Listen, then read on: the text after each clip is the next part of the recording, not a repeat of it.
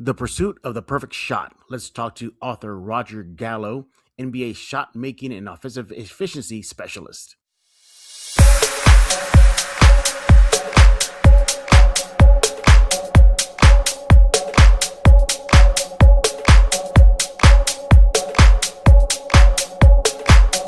Hey, welcome back to another episode of Spurs in Focus right here on YouTube, iTunes, Spotify. Pick a platform, we are there. Amazon Podcasts, go subscribe right now. Don't forget about the Substack, Spurs in Focus Substack, completely free. Sign up today. As always, I thank you for making Spurs in Focus your first and only spot for all things San Antonio Spurs. Unsubscribe to the rest. You only want to come here to Spurs in Focus. What are we talking about today? Well, it's the off season, so I figured it'd be time to have a very solid guest to talk about NBA shot making, offensive efficiency, all that good stuff, that what goes into making good shots. I brought into this episode Roger Gallo. He's the author of The Pursuit of the Perfect Shot. Everything you've learned about shooting was wrong. Yeah, exactly what he says. We're going to get into a chat in just a few minutes about making the perfect shot, how Victor Wembanyama's shot could use some work, or does it at all. He gets into all of that, so much more. You want to follow him on X at Gallo Method, GALOMETHOD. The Pursuit of the Perfect Shot. It's available on Barnes & Noble, Amazon, all that good stuff. Again, look, he talks about how the art of shooting is outdated, how it's time to embrace the science behind shooting. You want to hear this very informative interview with Mr. Roger Gallo. So stay tuned. Coming up next, special guest, Roger Gallo, author of The Pursuit of the Perfect Shot. All right, and now let's go ahead and welcome our very special guest, Roger Gallo, NBA shot making and offensive efficiency specialist. You can follow him on X at the Gallo Method, and he's the author of The Pursuit of the Perfect Shot. You can pre-order now on Barnes & Noble, Amazon, or basically just wherever you get your favorite books. You want to go there right now. Roger, it's good to talk to you again, my friend. Thank you very much, Jeff. I'm always excited to do this with you. Yeah, thank you so much. Again, I know it's a busy time. You got the book ahead coming out in June 2nd, everybody. So mark that on your calendar. Roger's going to talk to us about the book. What is it about? Why should y'all go pick it up? So much more. Roger, talk to us about The Pursuit of the Perfect Shot. Well, I kind of stumbled into it, Jeff.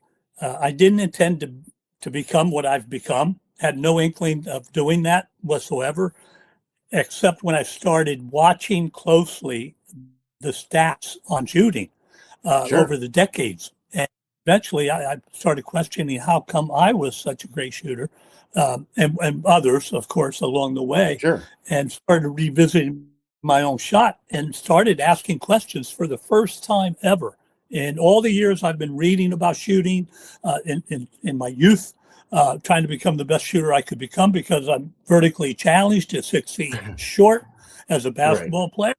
And when I started asking questions of people in the basketball community, I didn't get very convincing answers. So I went outside to scientists at universities in the Philadelphia area and started asking them. And it was me on the journey. But actually a physicist insulted pretty much what suggested what I was doing on my release, the way I released the ball.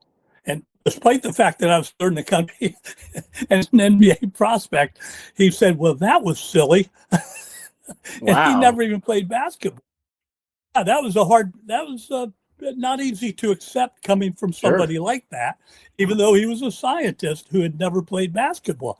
So that began me questioning, wait a second. And he convinced me he could say that because he is a physicist. And what I was trying to do with a round object coming off of my hand was ill-advised. And there might be something better than that. That began the journey about 18 years ago. And that's what the book is about, the journey, pretty much the journey. It started, Jeff, as a thought-provoking type of book. Could there be a better way to shoot? Could there be a more effective, more accurate, and consistent way to shoot? And if there was, why hadn't any of the books I ever read from the shooting coaches who wrote them talked about it. And that's what I do in the book. I try to give out that thought that they're just be open to it. It may not be for everybody, but be open to the fact that if this were based, and this is based in principles of science, so I take real now to the art of shooting. I'm almost sick of hearing about the art of shooting. It should be based in principles of physics, kinesiology, biomechanics, anatomy plays a big role, geometry, etc. So all of that is touched on in the book.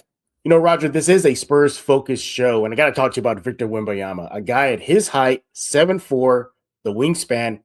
He's taking logo threes and making them, as we saw in the playoffs this season. How does his height, reach, all that good stuff, hand size, play into his shot?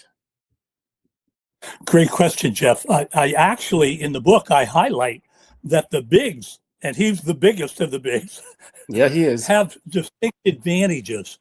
Everybody in basketball understands the value of a high release. Well, guess who has the highest release in the NBA, in the world? Victor.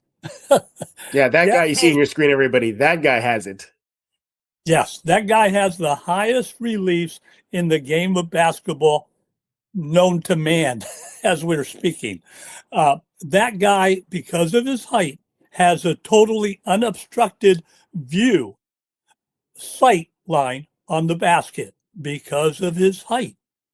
That guy has a psychological huge advantage. We like to talk about the mental part of shooting, right, Jeff? Well, do you think he fears, like I would, or somebody 10 inches shorter, his shot getting blocked? I doubt it. Absolutely very not. much. No, absolutely not. Yeah, for sure. Those are three things that get me so excited about somebody like Wemby with his skill set that he has, and the number of skill sets that he has. I think he should be the most prolific, the most accurate, and the most consistent in the history of the game because of that. Wow. And I know that's a strong statement. That is a very strong statement. Yes, it is.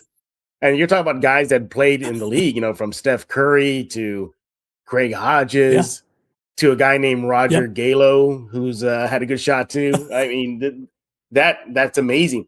But is it the fact that he can just I don't know how to say this, but because his eyesight is not at the 10-foot rim, but because he's just so unobstructed. And does he even need to take a jump shot? I mean, seriously, does he need to take a jump shot? What about a set shot? I mean, how does the type of shots work in? He doesn't need to do that. Yeah. He elects to do that. And a lot of that's predicated what we are trained to do as basketball players. Create a jump shot. Yeah. So jump on your shot. He technically doesn't have to do that. And if you compare him to another big man who came out, reinvented himself not too long ago by the name of,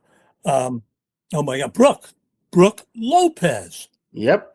Another big, 7'1" plus, doesn't jump very high. Again, because he's so tall, he's got all those three advantages. And that is huge in setting up your shot, being more prepared, more ready, under control than the average bear. Yeah. I mean, it's just, on a catch and shoot. Yeah. Oh my God. Or maybe the average alien in this case. Yeah. The average alien. Thank you. Well, obviously Victor has a huge advantage with his height, as you mentioned, his unobstructed view, all that good stuff. But one thing you hear during games is the lost art of the mid-range shot. Do you buy that? Do you believe it is a lost art? I think it's almost forced from learned at the summer league and some of the conversations I've had with some of the people from the NBA. Very not use it. Not everybody, but they're electing not to use it. And I'm sure that's connected to their analytics, but there's roughly 540 square feet from which to operate. And in the book that's coming out, I highlight that in the last 10 or 12 years, I can't get over one of the discoveries I made, Jeff Garcia, and it was this. The most missed in the NBA and possibly college and maybe even the WNBA might be the layup. Oh, wow. The layup. Yeah. And I'm not talking about the breakaway cherry picking layup. I'm talking about the layup that's attempted during the half court sets. Yeah. Where somebody passes up a three, shot fakes or ball fakes, whatever, to drive all the way to the basket and be met by who? The guys we were just talking about, the bigs, the guys with, and wait, plural. Like this beast right here, like this beast. Yeah. Now, wait, you're going to go down there intentionally and try to score a layup against him. And he's not alone. He might have another guy, a teammate, down there waiting for you too. And what about the defender following you after you drove by him or he's riding your hip? Sure. Secret powers were revealed to me the day I held aloft my magic sword and said, "By the power of Grey Skull, I subscribe to Spurs in Focus."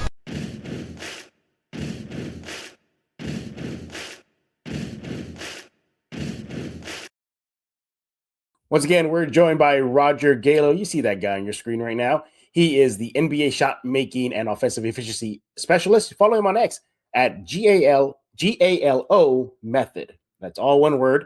Author of The Pursuit of the Perfect Shot. Pre-order now on Barnes & Noble, Amazon, basically wherever you get your books. Go there right now. It releases on June 2nd. I'm assuming pre-sales are already available. Is that true? That is correct, Jeff. Yes. Okay, perfect. And we're talking about the perfect shot.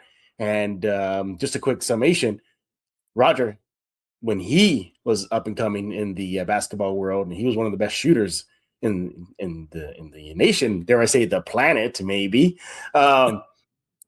he decided to go and just get it fixed. And he went to a scientist, physicist, all that stuff. Talked about Wemby and his shot, how he could become potentially one of the most deadliest deep shooters in the league has ever known because of his height and length. But circling back to the game today, we talked about how the mid-range shot is kind of lost a little bit, but you went above and beyond and said even the layup. So why do you think, especially the layup, is kind of not a thing anymore? Why do you think it's been taking steps back instead of taking steps forward? Well, I'm suggesting that it is a difficult shot attempt. Yes. It's in an area that's already very congested. There's a lot of bodies there, which requires a lot of clever maneuverability. I was very good at doing that because I patterned part of my game after a player by the name of Pete Maravich, which was craftiness beyond craftiness. Right. With that being said, I was able to draw fouls and try not to get as hurt with the intention of trying to finish on that, being as short as I was in basketball. But I think that's one of the issues. The value of the three obviously is what's dictating a lot of the change. Every team, when you think about the game, if one team is averaging 47 possessions, well, the other team is probably getting something close to that number of possessions. So the math has dictated a lot of the changes that we're seeing in the game today. That's why the mid-range is becoming almost taboo. And yet, as I said, there's a lot of space from which to operate to pull up a nice, easier, higher quality shot in that space before you get all the way down to that dangerous zone in the paint at the rim to be met by bigs and a number of elbows, a number of feet from which you can fall down on and twist or roll an ankle, and so on. So it's when we're talking about some franchise players, who are at risk doing that, then there might be some reason why that change is taking place. It's a tough shot. Yeah, it That's is. why And I want to, yeah, tough shot. yeah, I want to put this guy back on your screen. Just had him Okay. right now. There he is. Oh yeah, This guy, Stephon Castle. yeah. He lives in the paint. That's Yes, he where does. he does his most damage. Yeah, We know you talked to us about how the layup is kind of a thing now. Like they don't because the minimal, just basically the newer players need to work on. But can a person still be a player like Castle still be effective just in the paint? Because every time Roger he talks post game, whether it's a win or a loss, he'll say, "I got my paint touches," or "I didn't get my paint touches." yeah. Talk to us about just getting in the paint and connecting on the shot. Well, I think when you become that gifted athletically, you spend a lot of time trying to figure out how to best manipulate your own body to enable you to score or finish. And that's what he evidently has done to another level. Right.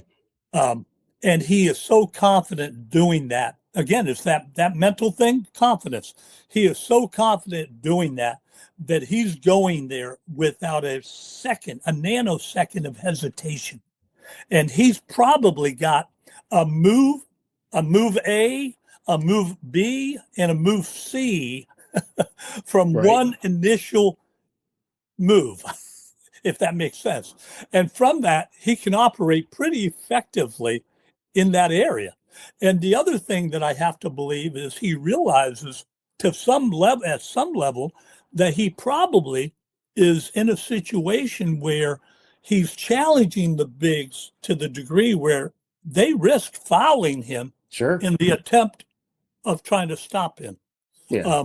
And that's always a contribution being made by that player for their team to Yeah. draw a foul against a big and Sure. get him off the floor. Yeah, definitely. By the way, and I didn't ask you. So you said you have a crooked nose. Who hit you? A big, Oh, okay, well there you have it. a big, A big. going in for a layup. Yeah, I didn't get hurt. I didn't, and I rolled my ankle, broke my ankle in the paint, going in for a layup. It's a tough area from which to operate. I want to make it clear. I'm not suggesting you don't take layups. I'm suggesting that you do it very discriminately. And I'm suggesting there are easier shots to be Sure. attempted and cleaner shots and higher quality shots. Well, Right. Jeff, doesn't that suggest a higher probability of the shot going in? Absolutely. And more points. 3 is better than 2. And the three, one of those threes is the simplest, easiest, least contested shot attempt in the game that I've identified in the last 15 years next to the foul shot.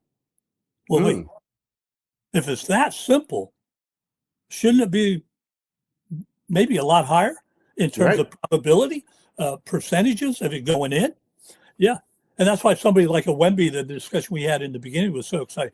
The big should be those that are the most prevalent or the most dominating, reliable shooters from out there because of the elements, the advantages we highlighted earlier in the show. It's a hell of I an think advantage. Yeah.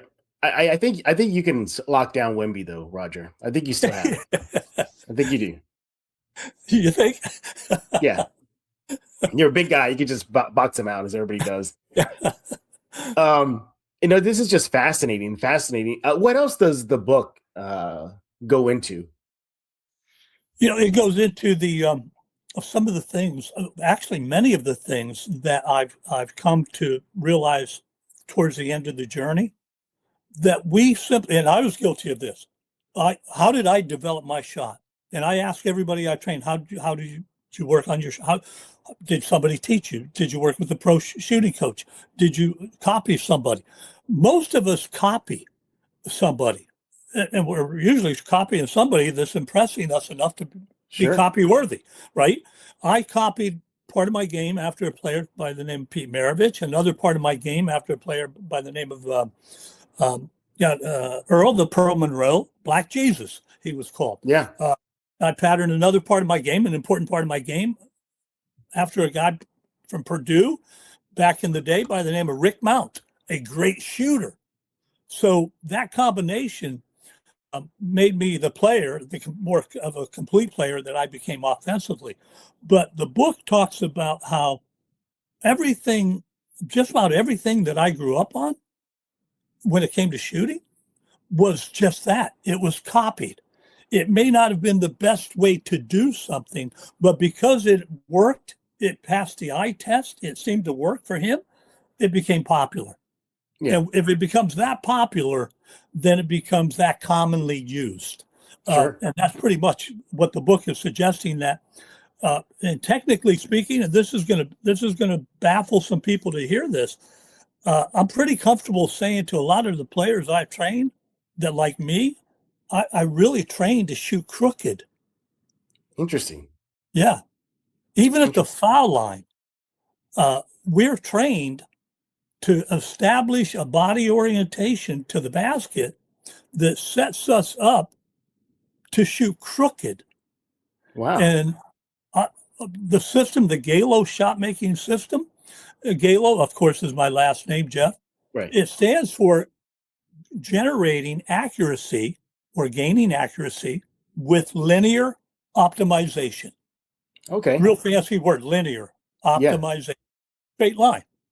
It's really about how much easier, how I've demystified shooting or shot making specifically by learning and training to shoot straight from the get-go, Right. as opposed to shooting crooked.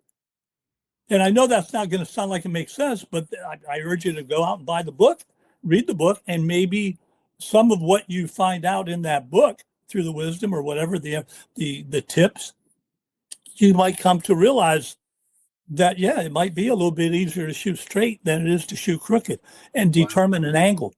And could that possibly explain why one player on any given team that we're watching currently shoots so well from the left wing, Sure, but he can't shoot from the right wing, or vice versa? Right.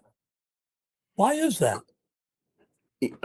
Another question I have for you, Roger, is it true that they say the corner three is the easiest three to take? I haven't heard it put that way, Jeff, as much as I've heard it's the most coveted three. Okay. Why is that? And the general, the predominantly general consensus is it's the shortest three. Oh, okay. All right, I see. Yeah, I take real. I don't agree with that one bit. Not one bit. Right. The ball does not care. It has no distance regulating device on it. It doesn't care how far it's traveling. I would argue that should be a tougher shot because I would think so too. Because of the depth perception, not having a bank board in the background like we do from every place else on the court. I would also suggest is probably not a shot that if everybody's trying to get it because it's that high a percentage shot, then aren't teams adjusting to try to defensively take it away from you too? There it is. So how many attempts can it afford you? I've got a real strong theory. I'm sorry, my village of scientists have told me that it's not a theory, it's a hypothesis. My hypothesis is that corner three is probably the closest practiced shot to the foul shot that anybody practices when taking any three, meaning that the parameters in which you're operating within, for example, in a right corner, you can't step right. You're out of bounds. You can't step back. You're out of bounds. You're out of bounds, yeah. If you step forward, you're taking it along too. So you're limited. Variabilities are very limited, which might add to the consistency level, the percentage. Does that make sense? Yeah, it does. It does. Like you have to put more focus into that. And your footwork is more controlled. Like I said, you can't. There's not a lot of. You're not doing a spin and a crossover and a between the legs and a right. You're doing a very limited shot. Yeah, you can't. Yeah, or you just pump fake and, like you said, go for a two or just attack the rim or hit a layup. How's that? Or hit a layup. You hit a Try layup. to get Yeah, that layup. exactly. You were talking about bigs a little while ago. You talked about Yes. Wemby and everything, and you mentioned Brook Lopez. Another big that can hit him is a Joker. Oh yeah. Yeah. Nikola Jokic. I mean, he could knock him down. I mean, just the list goes on and on. How many bigs are making him? I mean, even Chet Holmgren, he can Yep. make a couple. That's So right. the evolution of the big and how they are now stepping out away from the paint. You know, back in the day, David Robinson, now he's camped out there. Shaq camped out there. And for good reason for Shaq. He was just a brute. So, yeah, who's going to stop him? But Right. Yeah. but even like guys like or David Robinson back in the 90s, you know, he had a healthy mid-range shot, and he could definitely knock it down. Yes, So, he yeah, did. absolutely. Who've been your favorite best shooting bigs? Is Wemby on that list? Wemby is Climbing in, maybe. He's of great interest to me and is one of my favorite because of the things we talked that he has in terms of advantages. Frankly speaking, I think he's at about 36% from the three. Yeah, he's around there. Yeah. Roughly. From the bigs going forward, I honestly believe that in the next 10 years, possibly sooner, that we're going to come to the realization, because I already have, that the three ball should be the second highest percentage shot next to the foul shot. Interesting. I mentioned it earlier.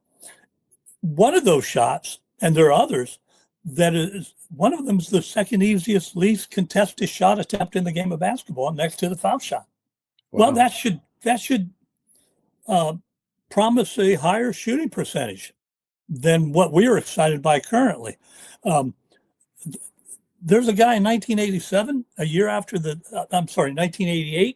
year after the introduction of three ball, who led the nation in 3-point shooting, which was not embraced well.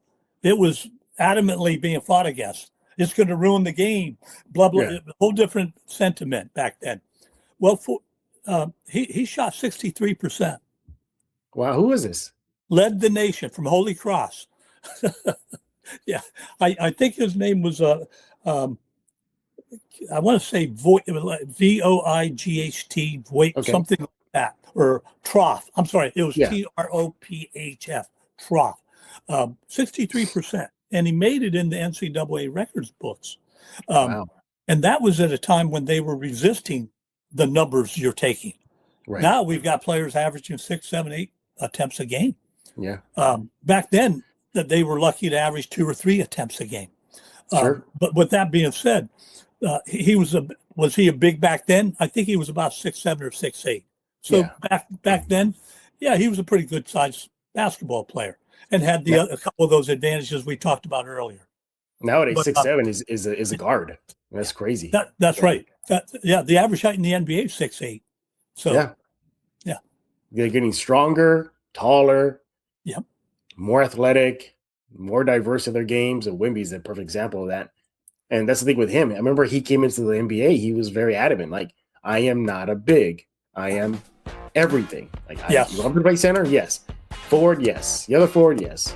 Shooting? Yes. I mean, he was very adamant about that. And we're seeing it right now, just his evolution too. He is Mr. Roger Gallo. You want to follow him on X at GALO Method. That's all one word. Do it right now. One more time, Roger, where can everybody get the Pursuit of the Perfect Shot? It's available now on a pre-order basis. It will be released on June the 2nd through Barnes & Noble, Amazon, Target, and any bookstore that you're likely to buy a book from. Yeah. There you go. You see it, and if you're watching on YouTube, you can see it above him right now next to his head. Oh, yeah. See right there? The Perfect Shot. That's what it'll look like if you go in stores. Look for that book. He is Mr. Roger Gallo. Roger, thank you so much for taking time out of your busy schedule to join us here. We appreciate it. Pretty sure fans, well, especially for Spurs fans, love what you had said about Wemby and Castle. So, yeah, they're definitely going to soak that up right now. Again, Roger, thank you so much. We appreciate it. Everybody else, we thank y'all for making Spurs in Focus your first and only spot for all things San Antonio Spurs. You want to come here every single day. Don't subscribe anywhere else. Right here, Spurs in Focus, your first spot for all things silver and black. Substack, Spurs in Focus Substack, completely free. Sign up today. So for Mr. Roger Gallo, I am Jeff Garcia, and now you're in focus with Spurs in Focus.